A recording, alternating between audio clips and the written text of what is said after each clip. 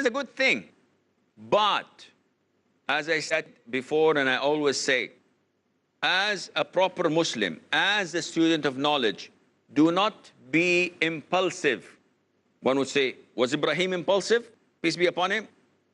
He was the messenger of Allah. He did what Allah ordered him to do. So was it wrong or right? Are you thinking?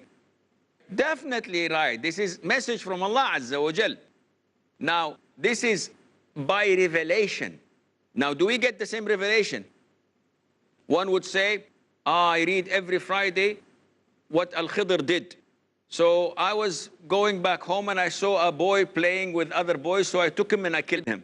Oh, why did you do this? Say, because I was afraid that maybe if he grew up, he would be unkind to his parents. This is what Khidr did. Yeah, Khidr was a prophet. Are you crazy? What are you doing? You don't get any revelation from Allah Azza wa Jal. This is revelation from Shaitan. Straight forward. So, Ibrahim wasn't wrong by any chance. It was a revelation, and he did what Allah told him. Now, for us, we don't have the revelation, but we have the guidelines. So a Muslim is always ordered to look at the consequences. And if there is harm that can prevent it, and there is good that can be achieved, what to do? The first thing is to prevent harm, even on the account of not achieving that which is beneficial. And this is exactly what this rule is about. Allah tells us, if you insult their idols, they will insult Allah. So what to do? I will not insult your idols.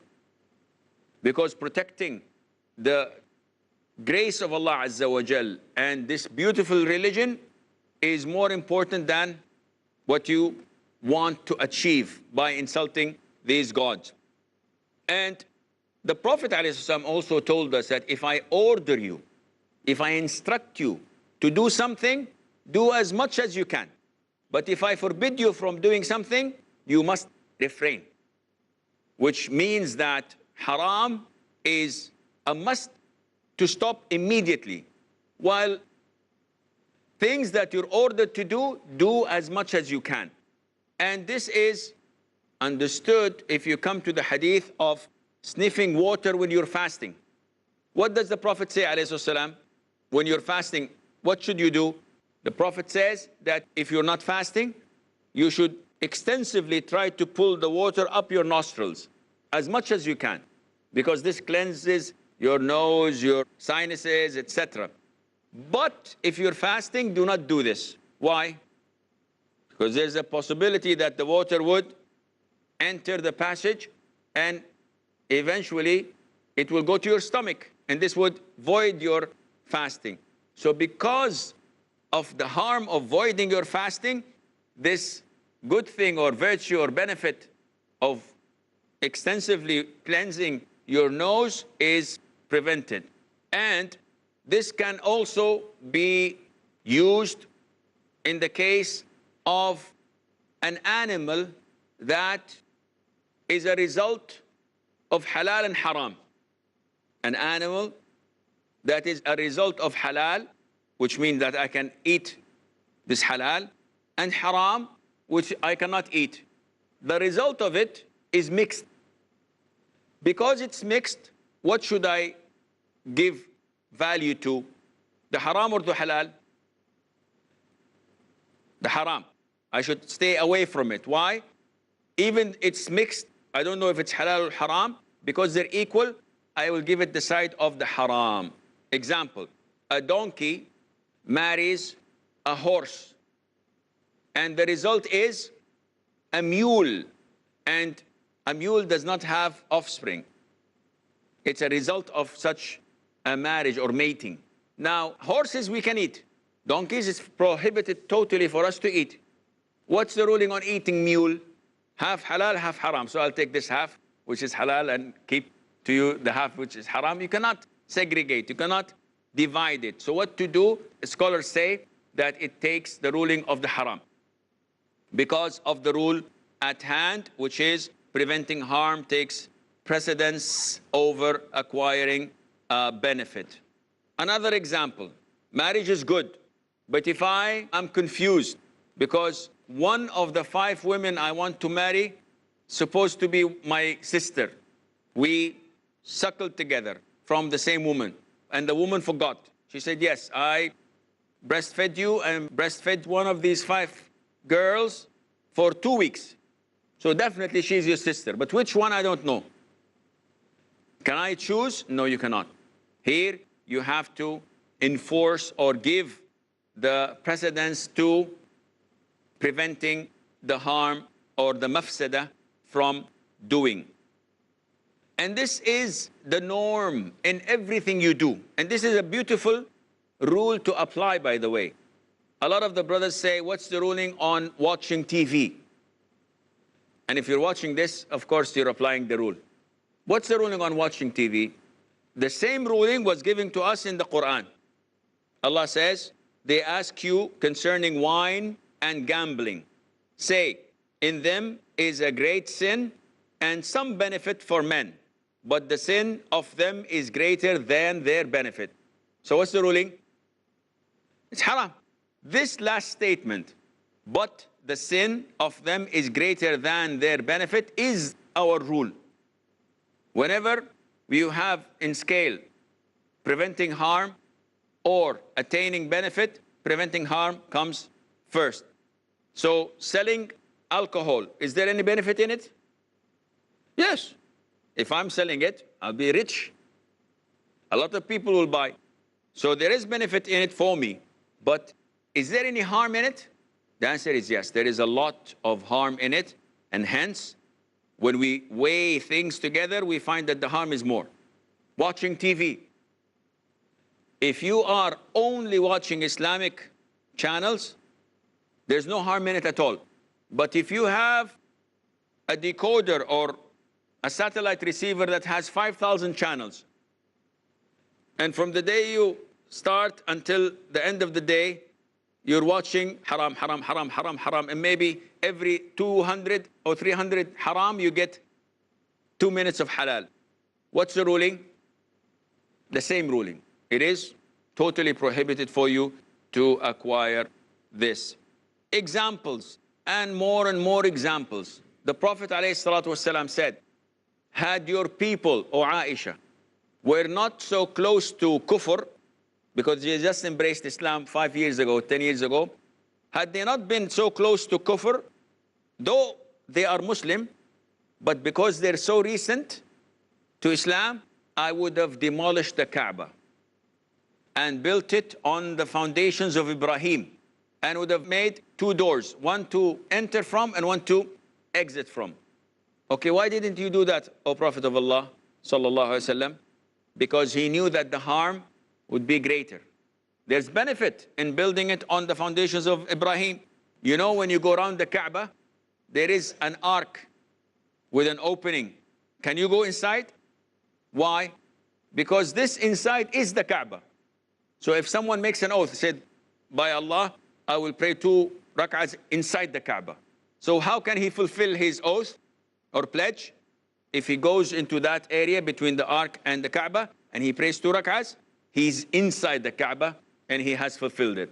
So the Prophet did not do this, alayhi salam, because the people were so close to kufr, and it would make them maybe reject Islam or make them think negatively about Islam by doing this. We have a short break. Stay tuned, and inshallah, we'll be right back.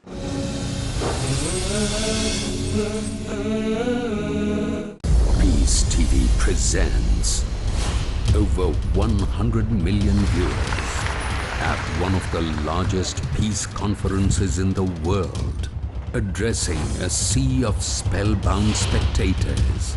Over 30 world-renowned orators on Islam with credentials impeccable. The truth of Islam. Deen is your way of life. It is our duty, our obligation. By following the Quran and Sunnah, we will give the message to one and all. With articulation exquisite. Read the book of Allah. Islam is the easy way. It's the simple way. Remind each other. The Muslim is not a source of harm for other people. Collaborate with the people for good. This is the call of Islam. With the mission of spreading the truth of Islam.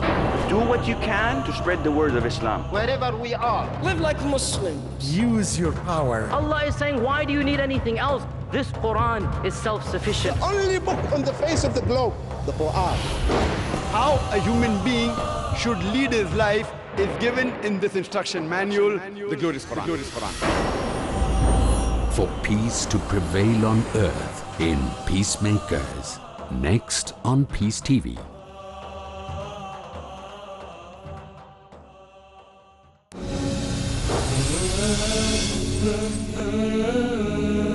Assalamu alaikum and welcome back. This great rule, la darar wa la dirar, which we get this other great rule, dar'ul mafasidi muqaddamun ala jalb al-masalih, to prevent harmful things, has precedence over obtaining or attaining beneficial things. This can be applied in everything, and this gives you a compass when you have to make a choice.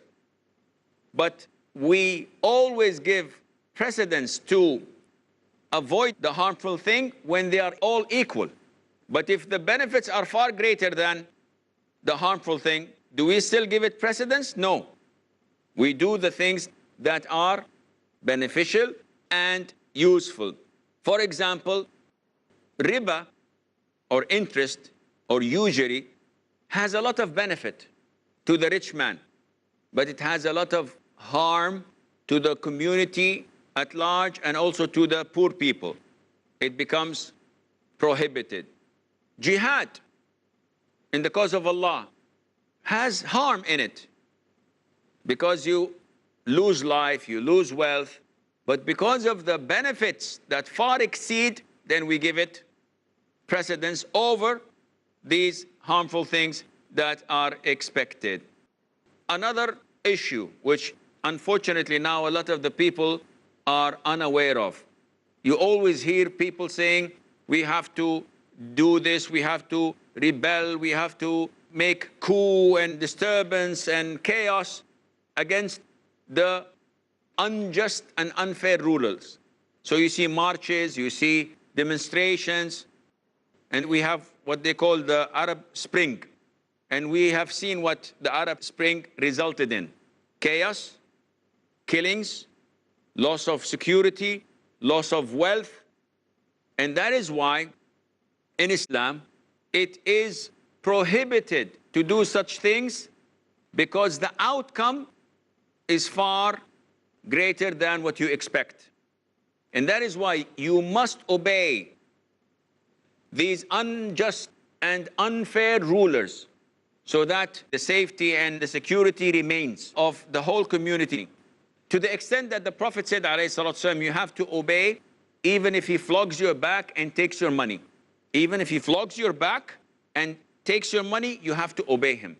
And ask Allah for what is yours and give them what is theirs of obedience, etc. Because the security, the stability of the whole community and society has precedence over few of the things that you believe that are needed.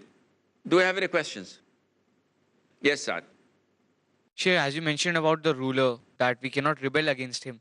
So the example which you gave is that when he is taking, well, the Prophet ﷺ said this. But if he is destroying our honor, for example, he is attacking our women, our children, and disrespecting them and committing all kinds of crime, should we tolerate this? And can we curse the leader in this matter? Can we curse him? Okay, first of all, defending your rights is something that is sacred.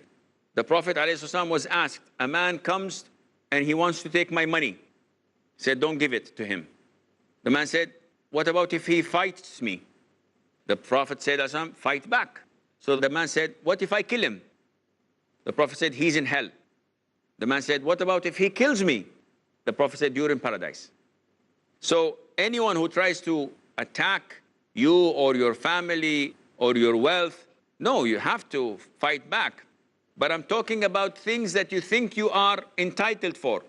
He's not giving me this, he's not giving me my salary, no, I demand to get a raise, I demand to get this and that. No.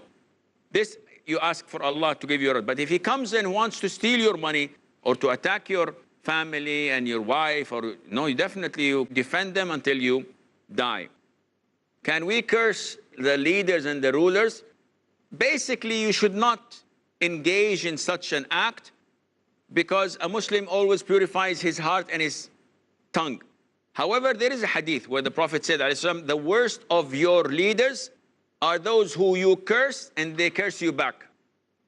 So definitely, if you ask people who have a president or a king who is unjust or unfair, do they pray for him or they curse him? So this hadith says that this will happen. But a Muslim is, as much as possible, he should refrain from that. Sheikh, as you mentioned the hadith of the Prophet ﷺ regarding he intending to destroy the Kaaba and building it on the foundation of Ibrahim alayhi, but he didn't do because the people were new to Islam. So does the issue of Green Dome at Masjid al-Nabi fall under the same issue? Yes, the Green Dome is innovated. It has nothing to do with Islam. No one doubts this. Who was responsible for building it? The Ottomans, the Turks. So do we say that the companions did it, the Tabi'i? No, it is something that is innovated. Now, to remove it means that you will have the whole Muslim world coming and attacking you that you don't love the Prophet ﷺ. Ya akhi, what does this have to do with loving the Prophet ﷺ? We do love the Prophet ﷺ, but because if you do such a thing, all the ignorant in the Muslim world would find, and the hypocrites of course, would find it a reason to attack the custodian of these two holy mosques and the authorities that are trying their level best to make it as presentable and as accessible to all Muslims. They will find room to attack them. And that is why the harm is greater than the good. Likewise with the calligraphy inside of the masjid.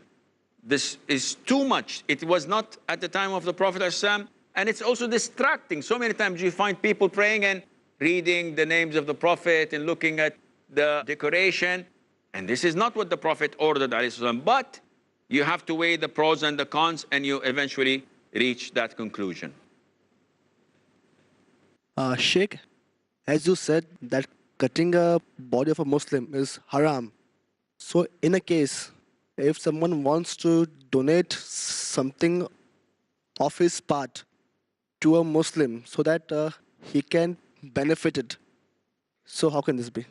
Well, that's a very good question. And the brother is asking about organ donations, which falls under the main category of organ transplant. And it's an issue of dispute among scholars. The most authentic opinion which I follow is that it is not permissible to donate anything after your death. If you're alive and the thing you would like to donate would not harm you, would not endanger you, and it can be replaced, then it's okay. As in the case that some say that you can donate part of the liver because it will grow back again. And the scholars say that this is permissible. Now, your body is not yours, and that is why you cannot, after dying, put in a will that I would like to be cremated or to be chopped into pieces and given to the cats or something. No, this is not yours. Likewise, you cannot authorize them to take your heart to open you, because you are a dead Muslim and you should be respected and you should be buried with dignity. What would the patient do who is waiting in line? Well, this is tough luck for him. He's going to die, if not this year, after 5 years or 10 years. So if he has a possibility of getting such a donation from a non-Muslim, then this is okay. And this is what a lot of the people are doing. So you can go and obtain such a part, and Allah Azza wa Jal knows best. This is all the time we have. Until we meet next time. Fi amanillah. Wassalamu alaikum wa rahmatullahi wa barakatuh.